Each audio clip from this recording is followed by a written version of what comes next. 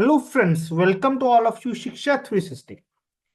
As all of you are very well aware that basically government has amended the nomination rules in the December session. So what are the new nomination rules for the mutual funds, for the stocks and for the bank accounts? So now let's discuss, and we are waiting for the RBI guidelines regarding the implementation of these rules in the banking sector.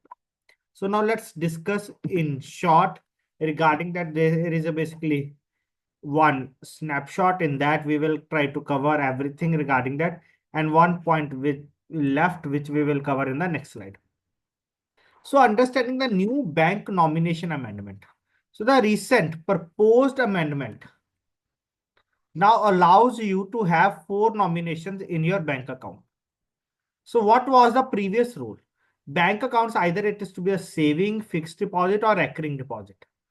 Only one nominee is allowed. Clear? So what is the problem here? That problems with the previous rule, that is in the case of the single nominee, assets could not be transferred if the nominee predeceased the account holder. Clear? That is, the person who is nominated in the account, it is deceased earlier than the account holder, and the account holder basically later on not changed that person, or legal delays arose without a secondary nominee or will.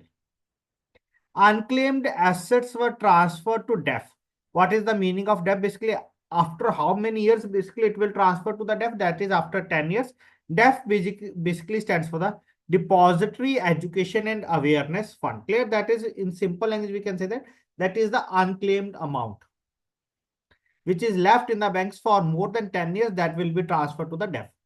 Caused family disputes and confusion. Basically, all these are the basic issues that led to that due to the single nominee. So what does the amendment say? That is, bank accounts up to 4 nominees with the 2 options. Clear? There will be 4 nominees basically with the 2 options, that is joint nomination.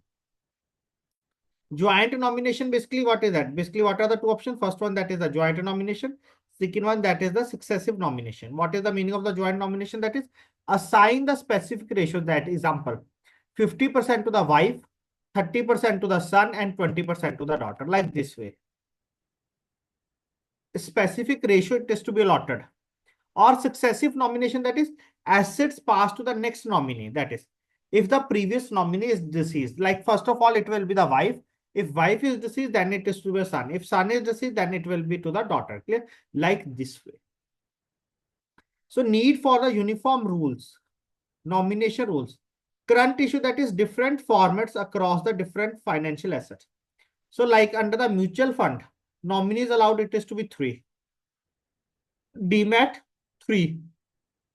Insurance 3. And for the bank, it will be 4 nominees. Okay. So standardized solution, that is standardized nomination across all the products. Uniform rules will streamline the inheritance and asset transfer to the heirs. Heirs basically that is to the next family member. So there will be one case study on that. Like basically on the basis of the previous rule, on the basis of the new rule. Mr. A has a bank account. Clear? Mr. A has a bank account with one nominee, that is son. Now what happened? Mr. A passes away, but his son passed away years earlier. So here what will happen? That is, the bank cannot release the funds easily, causing legal disputes and delays for the family. Clear? And delays for the family. Here I will tell you, I will take one short session on that. Basically, what is the difference between the trustee and the nominee?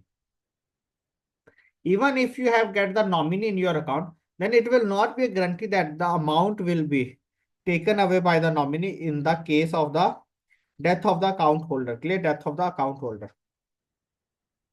Okay, I will take one session on that. So now what will be the new rule? That is, Mr. A appoints 3 nominees, his wife, his son and daughter. Successive nomination, that is, if Mr. A passes away, the wife inherits 100% of the assets. If the wife is not alive, the son inherits. If both are deceased, that is the wife and the son, then the daughter inherits. On the other side, in the case of the joint nomination, assets are divided as per the specified ratio, like wife 50%, son 25% and daughter 25%.